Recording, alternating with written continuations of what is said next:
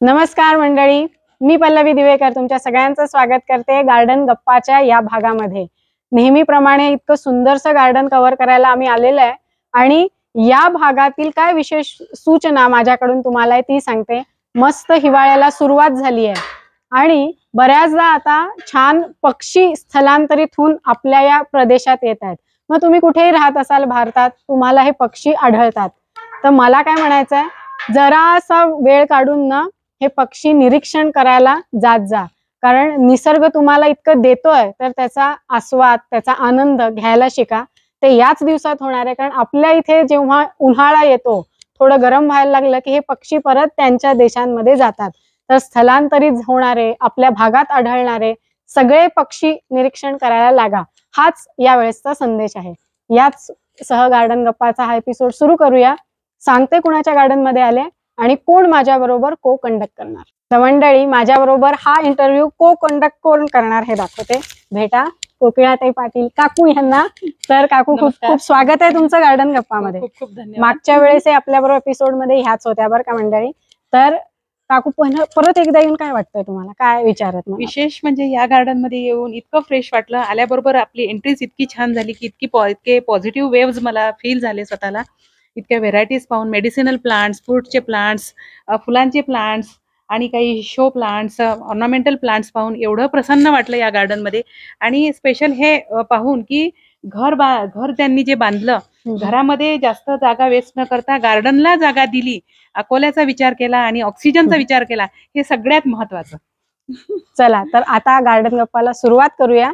सांगतो कुणाच्या गार्डन मध्ये आलोय।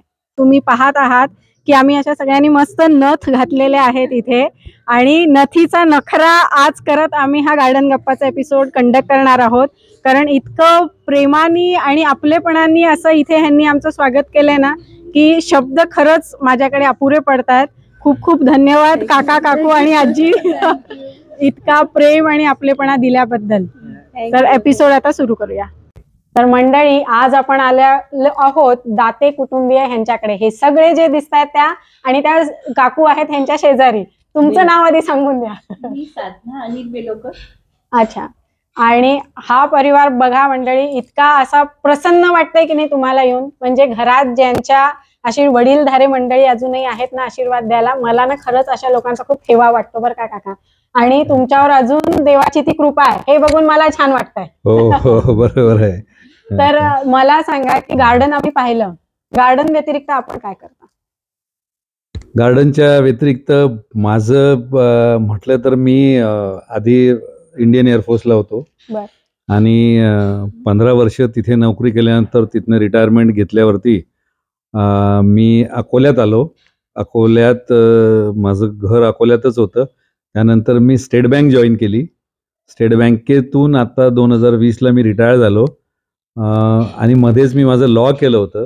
त्यामुळे आता मी ॲडव्होकेट आहे, अकोला बारला प्रॅक्टिस करतो आणि सामाजिक व्यवस्थेमध्ये स्वतःचं जे काही योगदान आहे ते देण्याचा प्रयत्न करतो। अरे वा। आणि काकू, आपण काय करता गार्डन व्यतिरिक्त, काय करता? हां, मी ब्युटिशियन म्हणून मी 27 वर्ष काम केलं। माझं सहकारनगर गोरक्षण रोडला सम्राज्ञी ब्युटी कल्चर इन्स्टिट्यूट होतं। मी हजारो मुलींना 27 वर्षामध्ये शिकवलं आहे आणि त्यांना स्वतःच्या पायावर उभं केलेलं आहे। त्यानंतर मी स्वतःसाठी आता वेळ देते। माझे सासू सासरे आता ओल्ड एजमध्ये आहे, म्हणून मी त्यांचे घरी राहून त्यांच्यासाठी राहणं आवश्यक आहे, म्हणून मी घरी राहते। मी म्हणते असं तुम्हाला नजर ना लगे। थँक्यू। बरेचदा नजर लागतात, माझ्या सासूबाई नजर काढतात सुद्धा, आणि आम्ही झाडांची सुद्धा नजर काढतो। बरेचदा झाड असं कोमेजून जाते, म्हणते काय झालं, तर त्याची सुद्धा मी नजर काढत असते। मला असं वाटतं पहिल्यांदा आहे आम्हाला की झाडांची नजर काढणाऱ्या काकू आम्हाला सापडल्यात आज।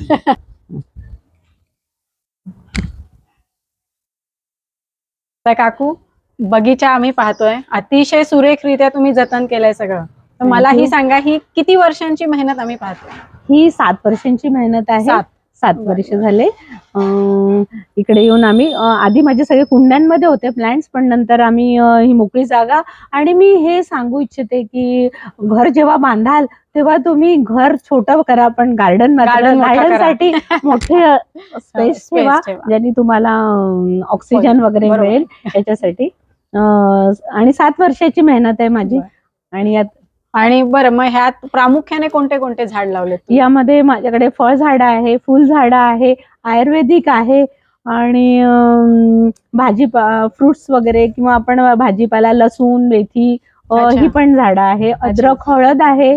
घरचीच हळद असते माझ्याकडे बरेच. आता आली असेल? आलेली आहे, ती काढायची राहिलेली आहे. म्हणजे आपल्याला लोणचं मिळेल बरं. नक्की नक्की. आणि पेरू पण आहेत, पपई आहे. म्हणजे सगळ्या प्रकारचे ह्यांनी इथे झाडं जतन केलेली आहेत. तसं गार्डन तर तुम्हाला आम्ही दाखवतोच, पण आम्ही जे अनुभवतोय ते तुम्ही अनुभवावं असं मला वाटतं.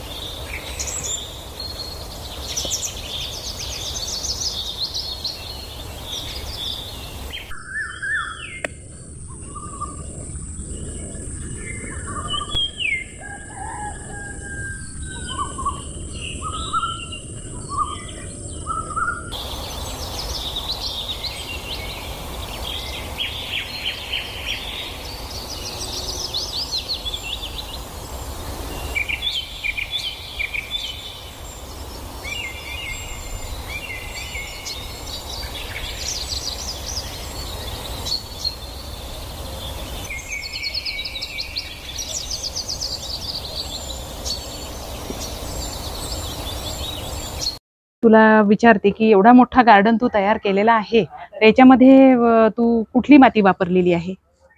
मी या गार्डन मध्ये प्रत्येक झाडाला वेगवेगळी माती लागते, तर त्यानुसार मी माती वापरते. मी बहुतेक शेतामध्ये जी काळी माती असते ती आणते, आणि नदीवर असेल ती आणते. आणि झाडांना जे पाहिजे टेक्स्चर ते बघते. त्याच्यामध्ये काही मध्ये म्हणजे तू झाडाचा विचार करते, कुठल्या झाडाला कुठलं मिक्सचर पाहिजे, अशा पद्धतीने तू सर्व प्रकारची माती घेऊन त्यामध्ये.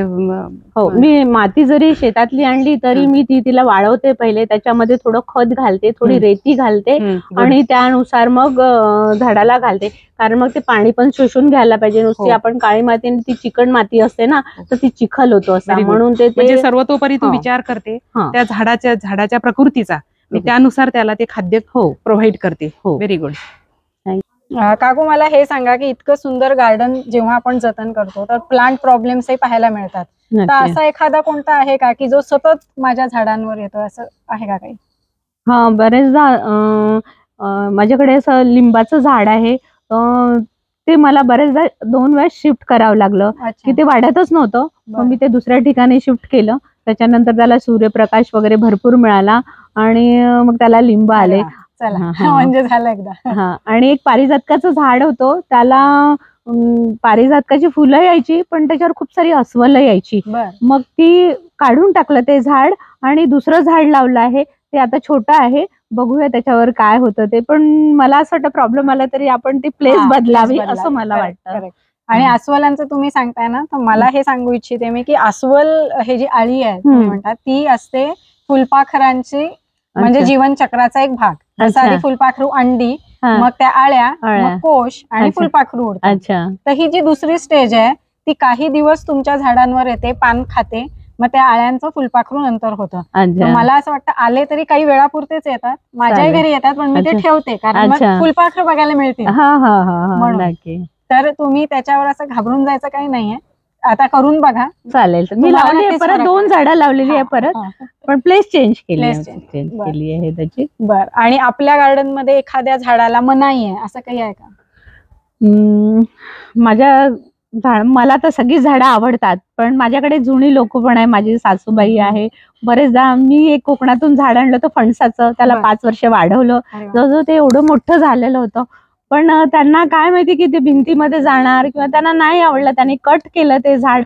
मला तेव्हा खूप वेदना झाल्या, असं वाटलं माझ्याकडे कोणाचा तरी मृत्यू झाला. जाणवतं. मला असं ते मी त्या दिवशी जेवण नाही केलं खूप आणि त्यांनी नकळत तोडलं. त्यांचा काही तो हे नव्हता उद्देश, त्यांना असं वाटलं भिंतीत त्याचं हे जाणार म्हणून. पण मला ते खूप आणि माझं असं म्हणणं आहे की झाड हे निसर्गाने दिलेलं आहे, ते कोणतं वाईट किंवा असं काही नसतं. माझं स्वतःचं वैयक्तिक मत आहे, त्याच्यामुळे मी सगळ्या झाडांवर प्रेम करते म्हणजे आणि तुम्ही सगळे झाड भेदभाव आवडतात. करत नाही. मी कुठल्याच झाडांवर चला. भेदभाव मला असे असं माणसाने मला फार आवडतात जे झाडांवर भेदभाव करत नाही. अजिबात करत नाही. कोणतेही झाड ज्यांना प्रिय हो, ते ते माझे लाव. प्रिय. हो हो नक्की नक्की, माझ्याकडे सगळे प्रकारची झाडं चालतात. चला. तर मला असं विचारायचं होतं, तू आता व्हेरायटी ऑफ प्लांट्स एवढे सारे लावलेले आहेत, तर इथं पाण्याचा काय सोर्स आहे तुला? पाणी माझ्याकडे तसं पाणी भरपूर आहे. आणि जे वेस्टेज पाणी असते ते मी साठवते. माझ्याकडे एक बूंद सुद्धा पाणी वाया जात काही नाही. एरियांमध्ये खारं पाणी असते, तर ते हा. झाडांना सुटेबल नसते. तर असा काही प्रकार तुझ्याकडे आहे का? माझ्याकडे बोरिंगचं पाणी आहे आणि नळाचं पाणी आहे. हा. तर आम्ही दोन्ही पाणी देतो त्याला. अच्छा. आणि काही झाडांना जसं मनी प्लांट वगैरे त्याला मी फिल्टरचं जे वेस्ट फिल्टरचं चांगलं पाणी हा, देते. हा. आणि मोठी जी झाडं आहे ते फिल्टरचं वेस्ट पाणी होते ते त्यांना जमा करून म्हणजे देते मी. पाण्याचं युटिलायझेशन भरपूर होतो. करते. परफेक्ट. म्हणजे एकही बुंद वाया नाही जात नाही नाही Very नाही good. अजिबात. जोपर्यंत असं बसत नाही ना मंडळी, गार्डनची मजा येत नाही. त्यामुळे असं बसून जेव्हा तुम्ही गार्डन गप्पा मारता त्या खऱ्या गप्पा. आता आम्ही बसलोय गप्पांना, आता महत्वाच्या गप्पा मारतो.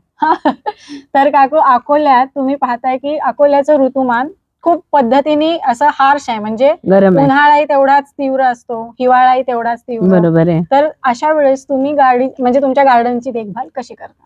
उन्हाळ्यामध्ये आपल्याकडे 40 डिग्रीच्या वरच असते बरेचदा. तर आम्ही ग्रीन नेट लावतो याला. आणि काही झाडं आम्ही पोर्च मध्ये ठेवतो. आणि काही झाडं तर मी इंडोअर आहे ती आतमध्ये पण घेऊन जाते. आणि पाण्याचा जास्त 2 वेळा वापर करते मी, सकाळी आणि संध्याकाळी बरेच. आणि जे आपण कोणी आम्हाला गिफ्ट देतं बुके वगैरे, त्याच्यामध्ये ते स्पंज असतं ते मी साठवून ठेवते. आणि ते मी झाडांमध्ये टाकून ठेवते आणि त्याच्यावर पाणी टाकून ठेवते. म्हणजे ती चांगली टवटवीत राहतात आणि झाड असं हे मुरझत नाही. आणि माझं प्रत्येक झाडाकडे लक्ष, ते याला काय पाहिजे, याला किती पाणी पाहिजे, त्याप्रमाणे मी ते पाणी देत असते.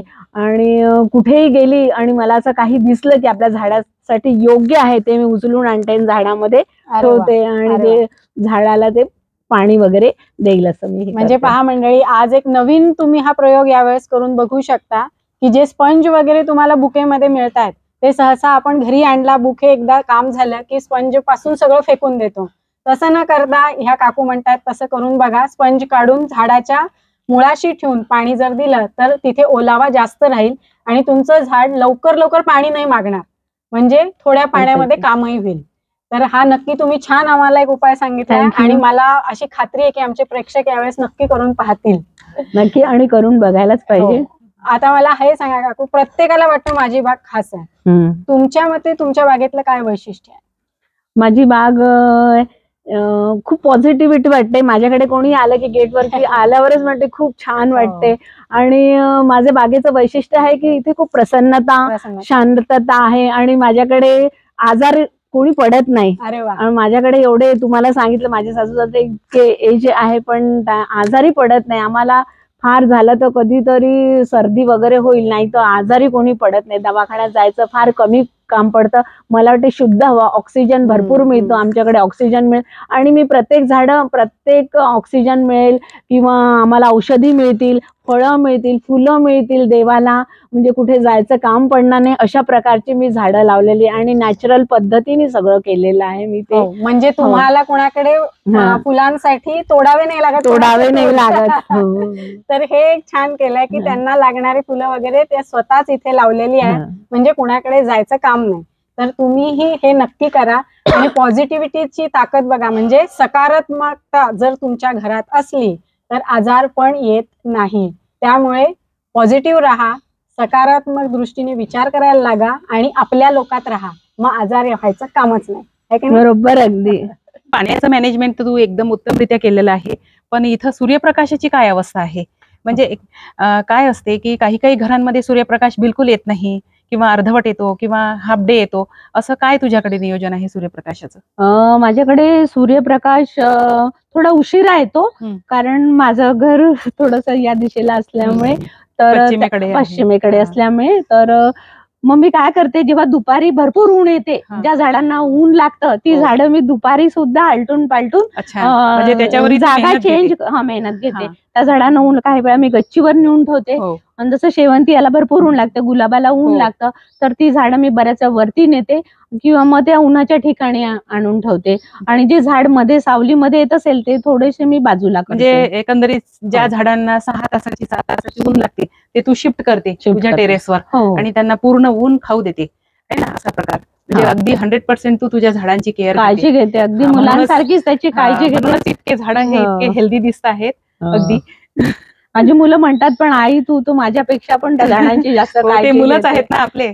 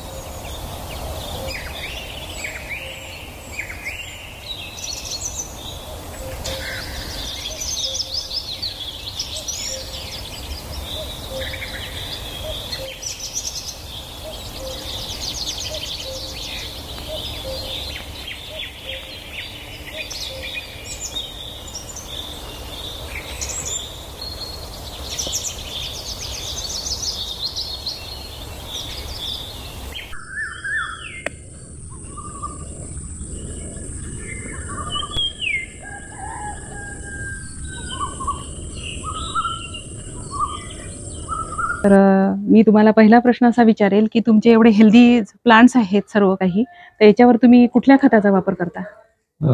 खरं म्हणजे या आमच्या गार्डनची जी खरी थीम आहे की आम्ही याला अगदी नॅचरल पद्धतीनं वाढवायचा प्रयत्न केलेला आहे. असं कुठलंही प्लॅन वगैरे असं काही केलेलं नाहीये. जेवढं जसजशी झाडं आम्हाला आवडलेत तशा झाडांचं आम्ही हे केलं. आणि खताचं म्हटलं तर आम्ही याला कंपोस्ट खत, म्हणजे तुम्ही रासायनिक खत दिलेच नाही, तुम्ही रासायनिक खत आम्ही अजिबात ऑर्गॅनिक खतांचाच वापर करतो. आणि मेनली घरातलं जे वेस्ट असेल, आमच्या या घराच्या बाजूला सगळे डस्टबिन्स आहेत, त्याच्यामध्ये आम्ही झाडाची पानं सुद्धा आणि याच्यामध्ये पण हे जे पानं आहेत ती पानं आम्ही काढत नाही, म्हणजे त्याचा उपयोग पण हे होतं. आणि गांडूळ खत वापरतो.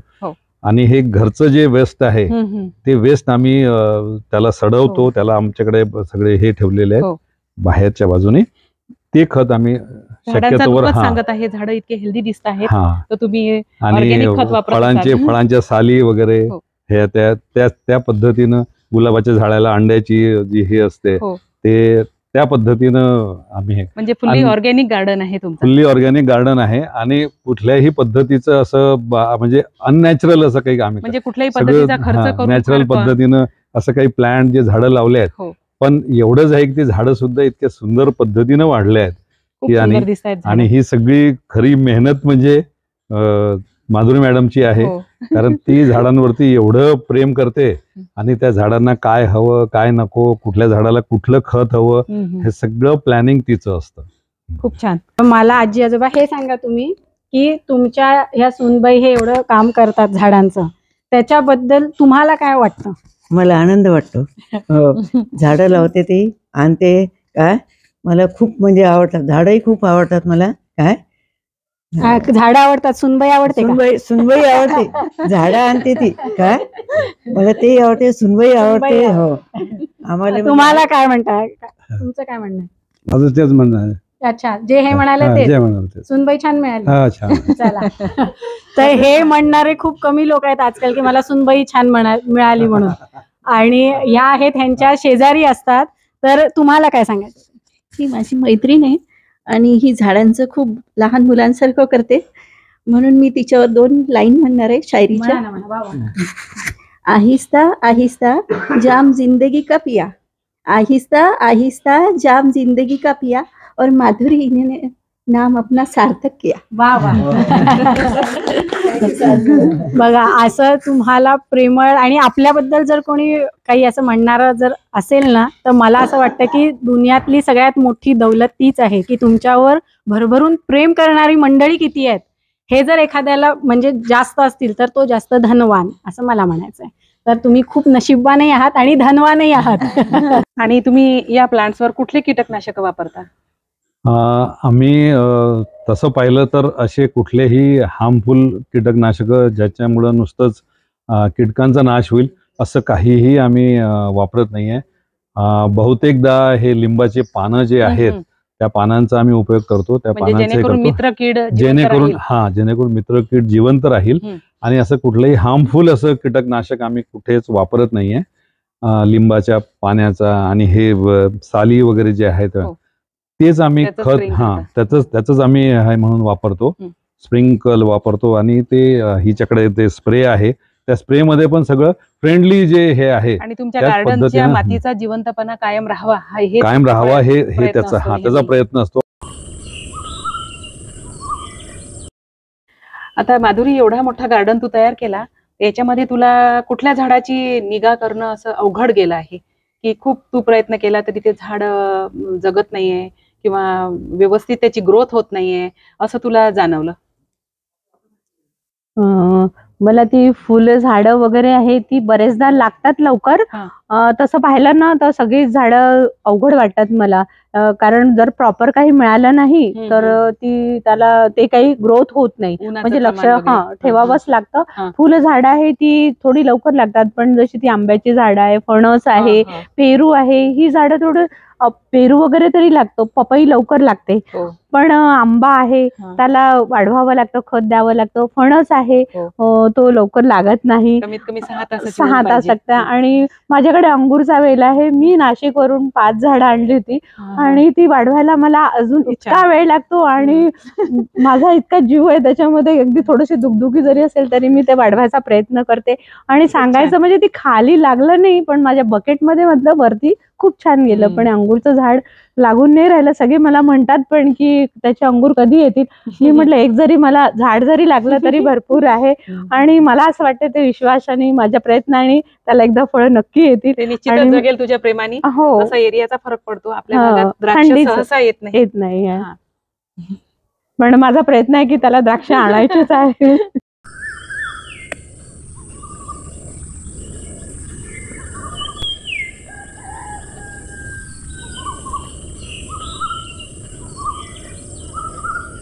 तर आता तुला इतके द्राक्षाचा वेल वाढवताना, ग्रो करताना एवढं हार्ड गेलं, पण याच्या व्यतिरिक्त तुला सगळ्यात इझी ग्रोथ झाली झाडांची असं कुठलं झाड तुला सोपं गेलं? जशी तुळस आहे, परत आपली शेवंती आहे, फुलांची जेवढी झाडं आहे ती मोठ्या झाडांच्या किंवा अवघड झाडांच्या पद्धतीने लवकर लागतात. ती काही ती अशी टाकली जरी ती लवकर लागून जातात. ती पण झाडं मला आवडतात, आणि फारसा त्रास होत नाही, त्याला पाणी नाही लागत, कुठेही टाकली तरी होऊन जात. जसं पानफुटी आहे, लावल्याबरोबर ती लागून जाते.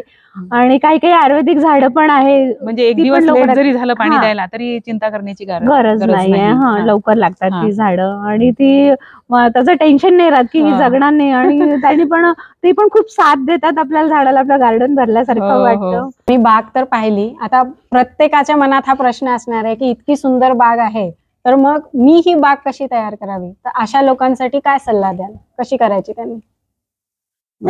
जागा मोठी असलीच पाहिजे असं नाही आहे, पण घर बांधताना विचार करावा असं मी सांगेल, की मोठी जागा सोडा. पण छोटंसं जरी असेल तर तुम्ही कुंड्यांमध्ये लावू शकता, कॅरी बनवू शकता आणि तुम्हाला पैशाची सुद्धा गरज नाही आहे. तुम्ही काही पॉट्स असतात, जी रिकामी बॉटल्स वगैरे असतात, त्याच्यात सुद्धा तुम्ही झाडं लावू शकतात. तुम्हाला जे आवडतील तुम्ही फुलांची झाडं लावा, फळांची लावा आणि झाडांना खर्च पण खूप येत नाही. तुम्ही जे ऑर्गॅनिक भाजीपाला वगैरे जे करता त्याचं खत बनवून टाकू शकता.